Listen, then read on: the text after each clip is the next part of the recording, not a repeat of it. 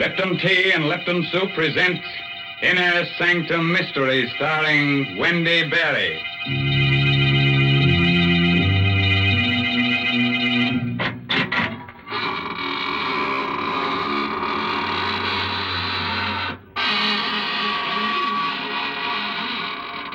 Good evening, friends of the Inner Sanctum. This is your host, Raymond, inviting you through the squeaking door for a grisly little party. Well, now for our weekly news summary of events from the other world. Slash. The Galloping Ghost defeated the marauding murderers in the opening game of the Ectoplasmic Baseball League last week. An invisible crowd of 20,000 saw the contest. Slash. The Slimy Spooks Union is considering a strike to charge people for overtime when they scare them during the day. And, oh yes, a fake medium was arrested for saying he could get in touch with humans. Well, that's very funny, Mr. Raymond. Now, that's what I like, when you say amusing things instead of scary ones. Oh, thank you very much. Well, they have a very amusing time in the other world. The other day, they held a masquerade ball, and everyone came disguised as people. Well, that's very interesting. Did they serve refreshments? Oh, yes, they served Lipton tea. Everybody loved it. Why, to count all the cups of tea they drank, you'd have to be a teetotaler. Well, then the other world must be pretty much like this one, because folks here feel the same way about Lipton tea. Why, more people drink Lipton's than any other brand. And they don't just serve it at mealtimes either. Yes, sir, Lipton's is an around-the-clock drink. It helps lots of housewives through their work day, and it's a grand beverage to serve your friends when they drop in of an evening. And, of course, there's one big reason why Lipton tea is so popular. It's because of that famous brisk flavor.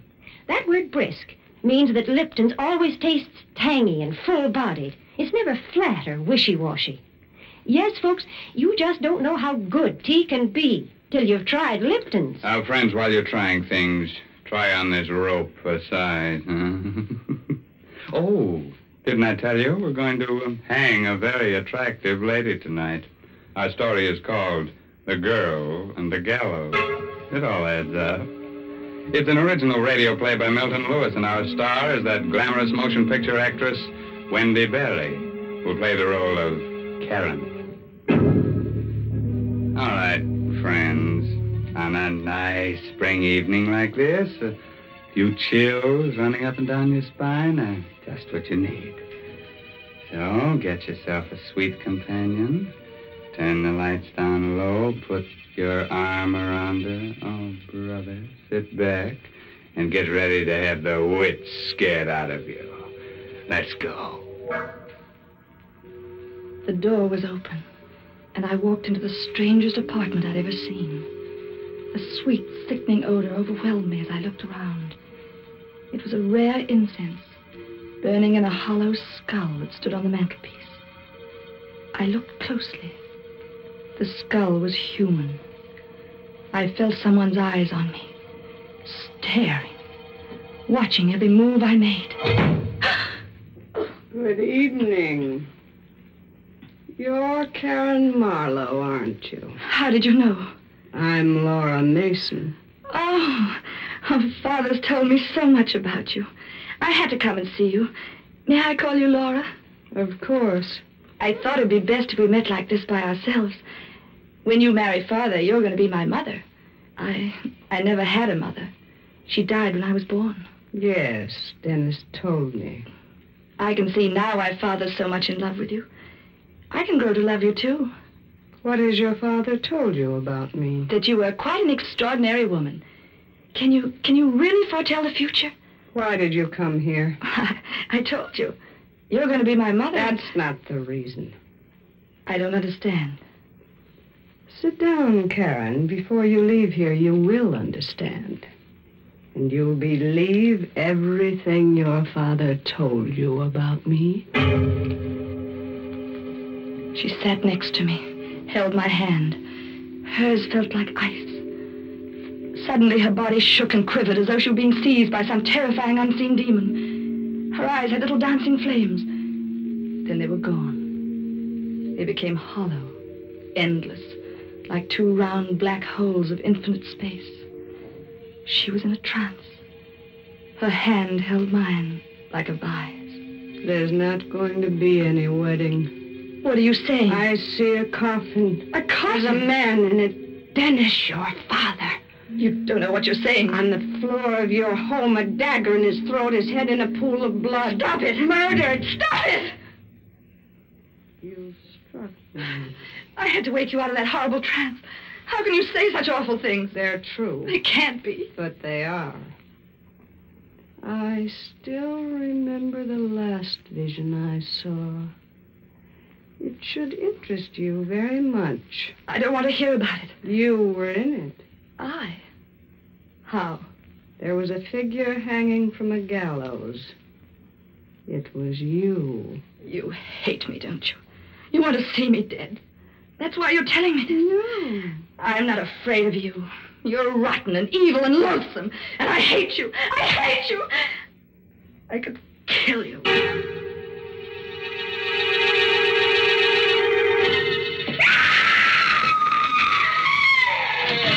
What's wrong, sister? Father. You Karen Marlowe?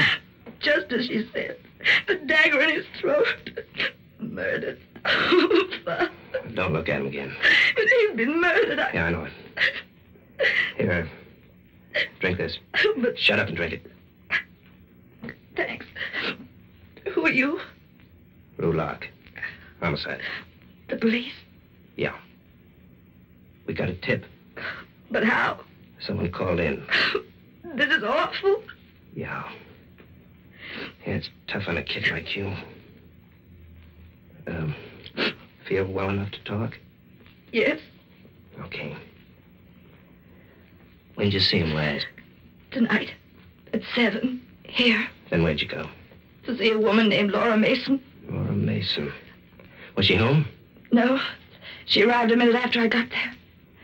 She predicted this. What? She said this would happen when I saw her. Oh, yeah? Did you know what was in your father's will? No. No, he never told me. He left all his dough to you and Laura Mason. If either one of you dies, the other gets it. How'd you find out? We get around. At 7:30, a neighbor heard him scream. 7:15, a dark-haired woman in a red coat was brought up here by the elevator boy. She was very attractive. Do you know anyone like that? Yes. Laura Mason. You sure? Yes. Mm-hmm. Who made that head of your father? I was a sculptor in Paris many years ago. Why? Because your father mentioned it in his will. How? Well, he said that under no circumstances must it go to you. It was to go to Laura Mason or be destroyed. Well, what made him do a thing like that? I don't know. Father was a strange and brilliant man. She killed him. I know she did. Who? Laura Mason. You know she did it, too. Now, take it easy. Feel well enough to go out? Yes. Okay. Take me to Laura Mason.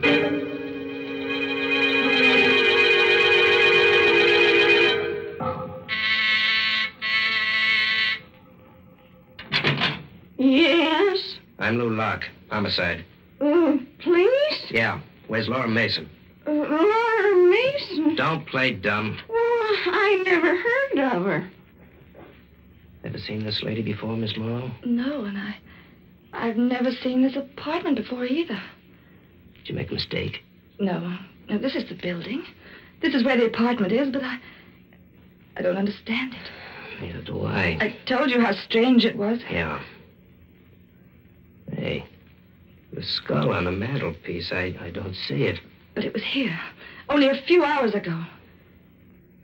What's your name? Maxine Maynard. How long you living here? 5 years. You must have made a mistake, Miss Morrow. I didn't. I know it sounds crazy, but you don't believe me, do you? You don't believe a word I told you. Let's go back to your place. The boys must have finished up by now.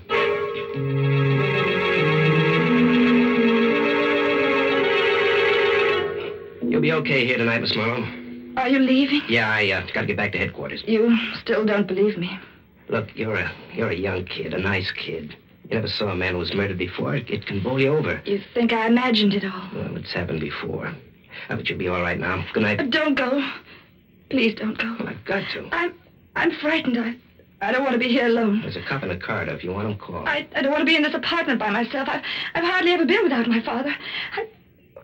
Don't go. Please. Easy, kid. I'll come back if I can. Was I losing my mind? Did I imagine a strange interview with Laura Mason? I was alone in the apartment where my father was murdered. I was too frightened to think. Suddenly, the door buzzer sounded. I rushed to open it.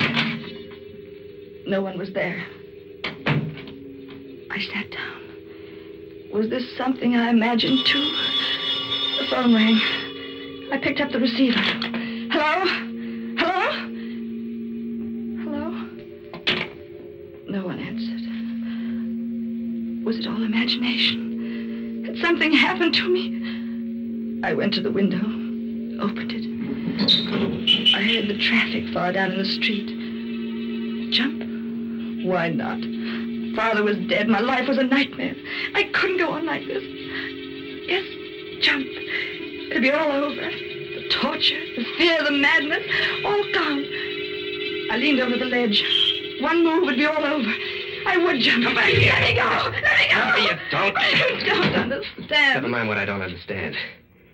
You're just lucky I came back. It'd been better if you hadn't. Something's happened to me. I see things that never existed. I hear bells, the phone, the door buzzer. And all the time I feel that woman's eyes on me, watching me. Cut it out. Why didn't you let me jump? I'm no good to anyone this way. Why did you come back? Because I... Come here. Don't. Let go of me. Shut up.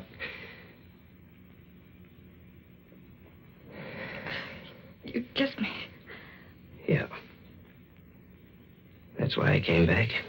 You... Let's not talk about it now. Oh, but why? Because you're beautiful. I wanted to do that ever since I saw you. You still want to jump now? No. No. Okay.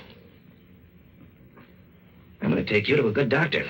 You think there's something the matter with me? We'll let him decide. But I did see that woman, just like I told you. We've been checking. We can't find any trace of a Laura Mason. Why'd you jump like that? The door buzzer. You did hear it ring, didn't you? That was the door buzzer. Sure, I heard it. Oh, thank heaven someone else heard it. I'll open the door. What's the matter, Karen? Oh, it's her. Standing in the doorway. It's Laura Mason. Good evening, Karen.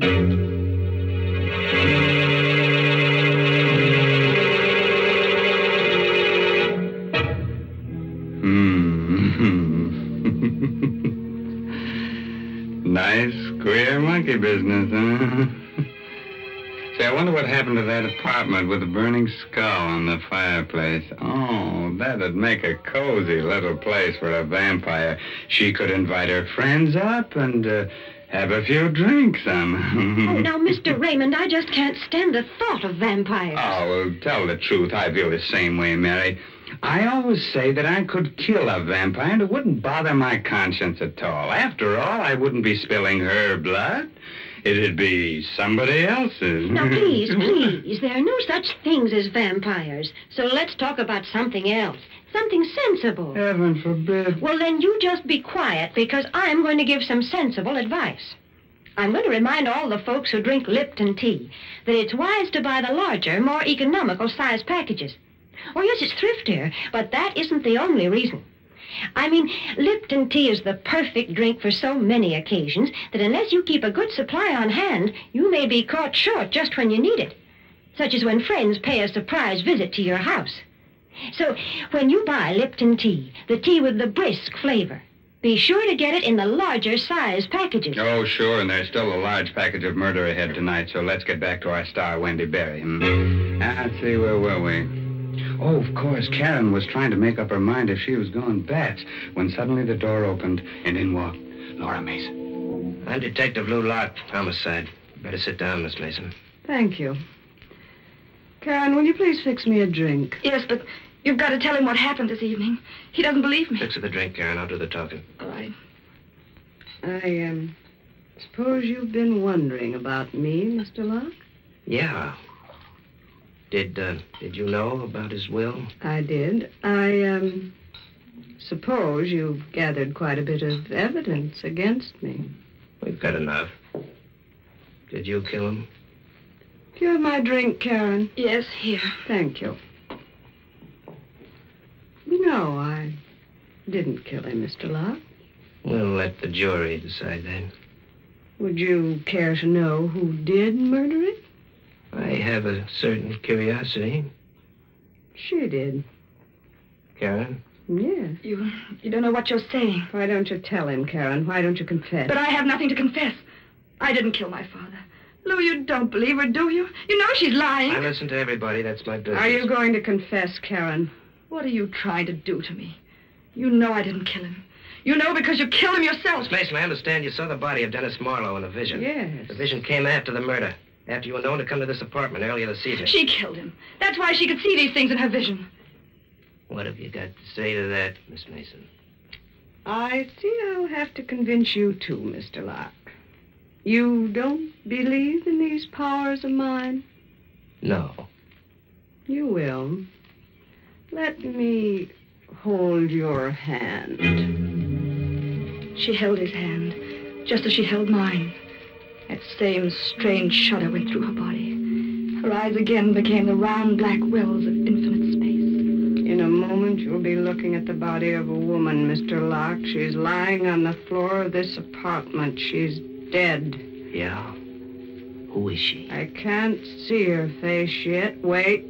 I'm beginning to see it now. It's... What's the matter? This drink has been poisoned. What are you talking about? Karen poisoned my drink. The body lying on the floor is me. She's murdered. No, it's a lie. It's some trick. You won't win, Karen. My body will disappear. It's not like yours, not like any of you. You won't be able to arrest me. What happened to her? What's the matter? Just a minute. She's dead. Dead? Murdered. She's been poisoned. Poison? That's right. Look at her eyes. But I didn't do it. You saw me pour the drink. I wasn't watching you. But you can't I believe didn't that. say you killed her. But that's what you're thinking. What I'm thinking now isn't worth a button. Give me that shawl on the piano. Here. I want to cover her. You don't really believe it. Listen, you stay here. I'm going into the next room to phone headquarters. I'll be back in a minute. I looked at the shawl covering the twisted heap on the floor. What kind of a woman was she? Why had she lied? As though hypnotized, I walked over to her, picked up the shawl. She was beautiful, even more beautiful in death than in life. Then out of space, just as I'd felt it before, I felt her eyes on me. They were closed, yet I knew she was watching me, staring at me, looking at every move I made. Suddenly, I heard myself screaming at her, "You can't see me! You're dead! You're dead! You can't see me!" I couldn't bear it another moment. I ran out of the room, terrified and hysterical. "She's watching me, Lou! I can feel her! Karen! She's watching me!" Karen, get a grip on yourself. Oh, I tell you, I feel her eyes. Karen! You must believe me. Please, believe me. Now, look, you'll be okay. I finished my call. I want you to come back inside. No, I can't. You've got to. Look, if you'll only realize that there's nothing to be afraid of, you'll be all right. Come on. Oh, I'll go. I'll go if you tell me you don't believe what she said. I don't believe it for a minute. She put that poison in the drink herself. She knew the game was up, but she just wanted to make trouble for you. The whole thing was an act. Here's the... Lou, look. The shawl's on the floor, but Laura Mason... Laura Mason has disappeared.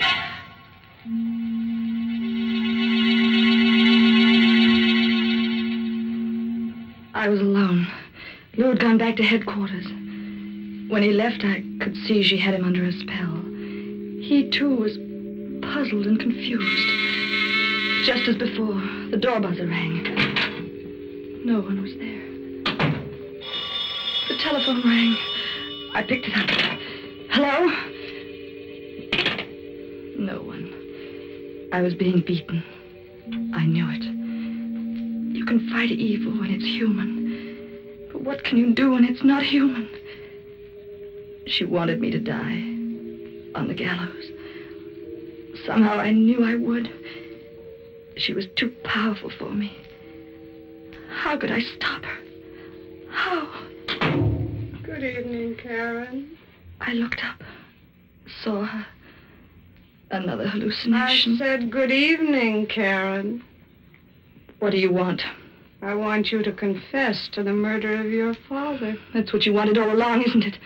That's how you want me to go to the gallows, isn't it? Yes. Call the police, Karen. Tell them how you murdered him. No. Why suffer any longer? You know you'll do it in the end. No. I have patience. I'll wait. Just let me take something out of my purse.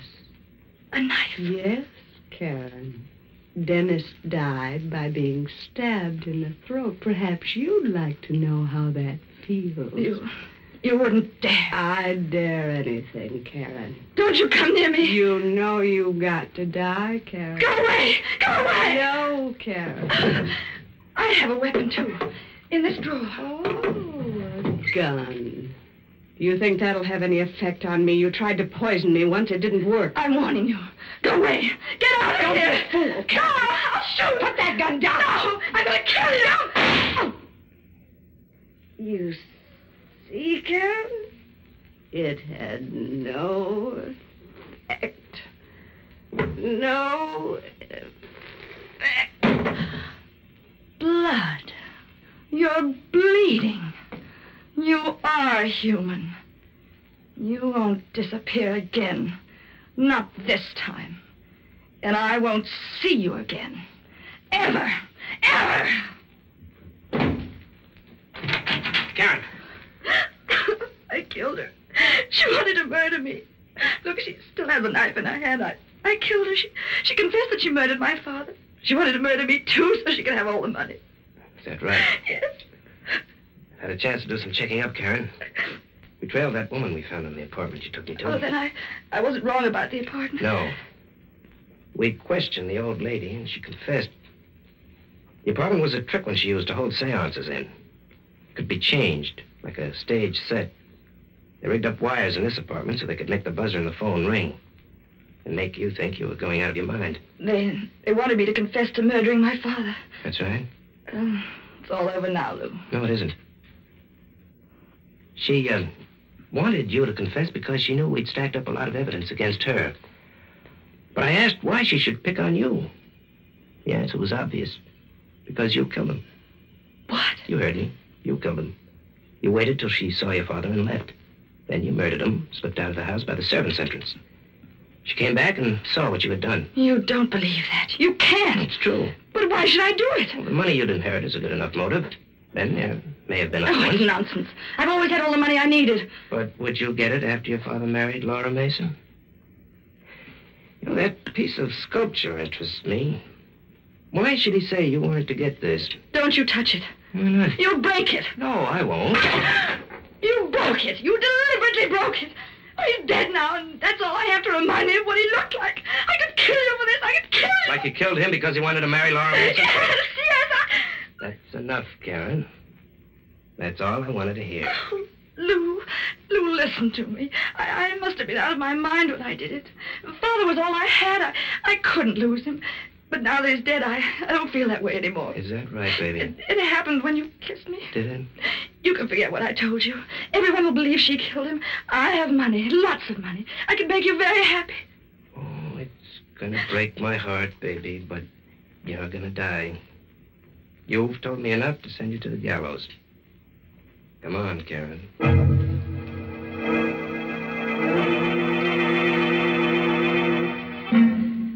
I pleaded temporary insanity. It failed.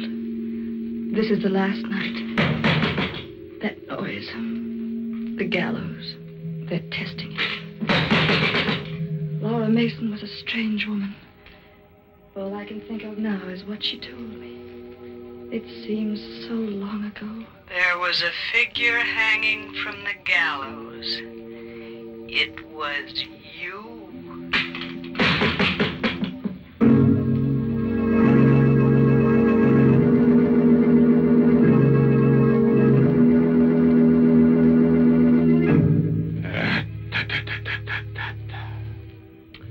Yes, sir, that kills 2 of the prettiest girls we've ever had in the inner sanctum. Karen should have pleaded guilty to having killed her father and asked for clemency on the grounds that she was an orphan. What a terrible crime that was. Yes, man. She seemed like such a polite young girl, the kind of girl who goes to finishing school and learns how to pour tea. Now, see here, Mr. Raymond, you don't have to go to school to learn how to pour tea. No? And as far as enjoying tea is concerned, you only have to know one word. Yeah? Lipton. Yes, Lipton tea has a special, full-bodied taste. It always tastes fresh and tangy and bracing, never flat or insipid. Tea experts sum it all up by saying that Lipton tea has a brisk flavor. So, folks, try Lipton's and see what a big difference that brisk flavor makes.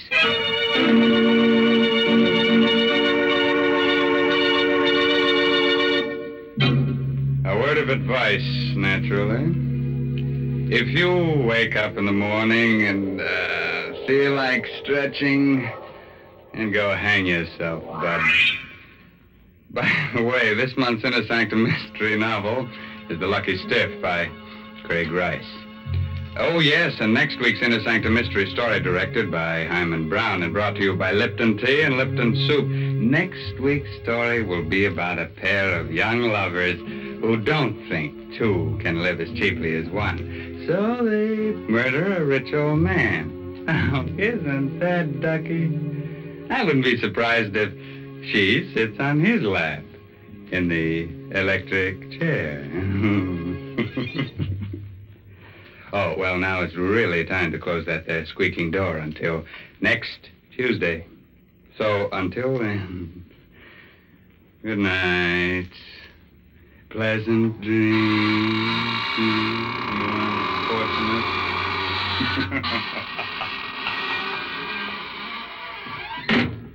Folks, these busy days, we all want to save time when we prepare meals, and yet we don't want to sacrifice that good homemade taste. Well, that's just the time to serve Lipton's noodle soup. Lipton's is quick and easy to prepare because it comes in an envelope.